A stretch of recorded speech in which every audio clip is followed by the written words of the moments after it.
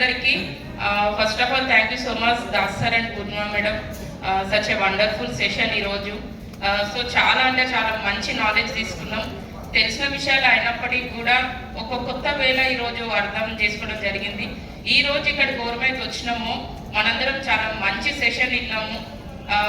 Gold director level 1,20,000 income ఎలా తీసుకోవాలో తెలుసుకున్నాం. డ్రోన్ డైరెక్టర్ లెవెల్లోనే 5 లక్షల ఇన్కమ్ ఎలా తీసుకోవాలో నేర్చుకున్నాం. ఎసార్ను కానీ ఈ రోజు ఇక్కడ రాని వాళ్ళు 850 రూపాయలు ఎట్లా మిగిలించుకోవాలో నేర్చుకోరు, అవునా కాదా?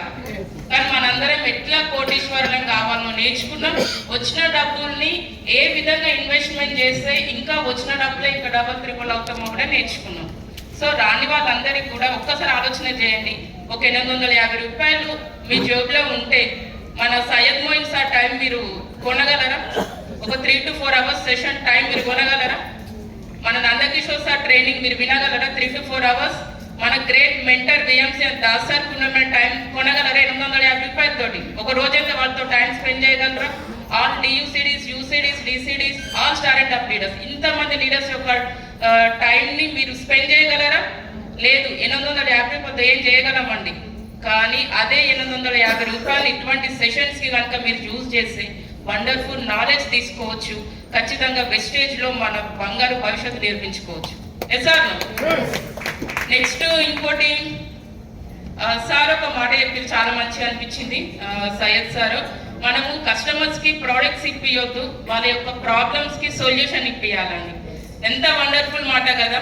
నిజంగా వాళ్ళ ప్రాబ్లమ్కి సొల్యూషన్ ఇప్పిస్తే అసలు మనకి వాళ్ళ నుండి అప్రిషియేషన్ వస్తుంది తప్పితే నాతో ఇన్ని పైసలు పెట్టించినావు, ఆ ప్రోడక్ట్ ఇప్పించినావు, ఇది అట్లాంటివి ఏవి రావు, అవునా? సో వాళ్ళ ప్రాబ్లంకి సొల్యూషన్ ఇప్పించే విధంగా మనం వాళ్ళతోటి ప్రోడక్ట్స్ పర్చేస్ చేయించాలి.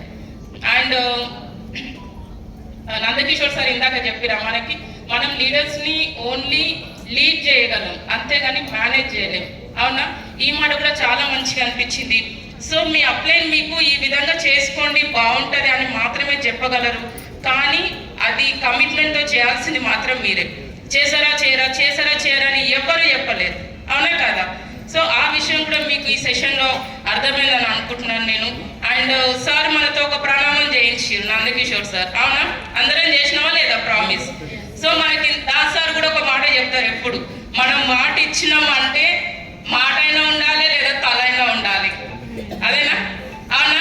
మరి మనందరం కూడా లాస్ట్ ఇయర్ గోక్రామ్లో ఎస్పీ బారెల్ సార్కి మాట ఇచ్చినాం స్టేజ్ పైన నిలబడి. ఎంతమంది డియూసిడీ సైతం, ఎంతమంది డిసిడి, ఎంతమంది యూసిడి ఇచ్చినామా లేదా? అవునా? మరి ఎంతమంది ఆ మాట మీద నిలబెట్టుకోరో ఇప్పుడు మీరే ఆలోచించుకోండి. మనకి నెక్స్ట్ మంత్ ఎఫ్ఆర్యూ ఉంది. 2023 గోక్రామ్లో మేము యూసిడి ఎవరెవరు డియూసిడి అయితే అనగానే రాజ్ సార్ నాకు చెప్పకుండానే పోయి స్టేజ్ ఎక్కిండు. సార్ ఎప్పుడైతే స్టేజ్ ఎక్కిరో అప్పటి భయం స్టార్ట్ అయింది. మాట అయినా ఉండాలి, తలైనా ఉండాలి, అదే దృష్టిలో పెట్టుకున్నాం. అది అన్ఫార్చునేట్లీ డియూసిడి అయితే కంప్లీట్ అయిపోయింది. ఏమో మేమంతా కమిట్మెంట్ ఉన్నాం కాబట్టి కొన్ని ఆఫర్స్ వచ్చినాయి, దానివల్ల 5 lakhs ఇన్కమ్తో డియూసిడి అయితే కంప్లీట్ చేసుకోగలిగినాం. సో నేను ఫస్ట్ నుండి అయినా నాకు ఆ మాట ఎప్పుడు గుర్తుంటుంది, మాట అయినా ఉండాలి, తలైనా ఉండాలి. సో ఆ మాట ప్రకారం ఫస్ట్ మంత్ పూర్ణిమ మేడంకి బ్రాంజ్ అవుతా అని చెప్పిన నాకు తెలియకుండా సెకండ్ మంత్ సిల్వర్ అవుతాను. అండ్ ఎంత కష్టం ఉంటుంది ఏమీ తెలియదు, కానీ మాట ఇచ్చినా నెరవేర్చుకున్నాం. ఎస్పీ బారెల్ సార్కి 2023 గోక్రామ్లో మాట ఇచ్చినాం, 2024లో డియూసిడి కంప్లీట్ చేసినాం. సో ఇందాక సార్ ఏదైతే ప్రణామం చేయించారో మనందరం మాట ఇచ్చినాం, దానిపైన మీ అందరూ కూడా నిలబడండి, ఖచ్చితంగా సక్సెస్ అవుతారో. Thank you.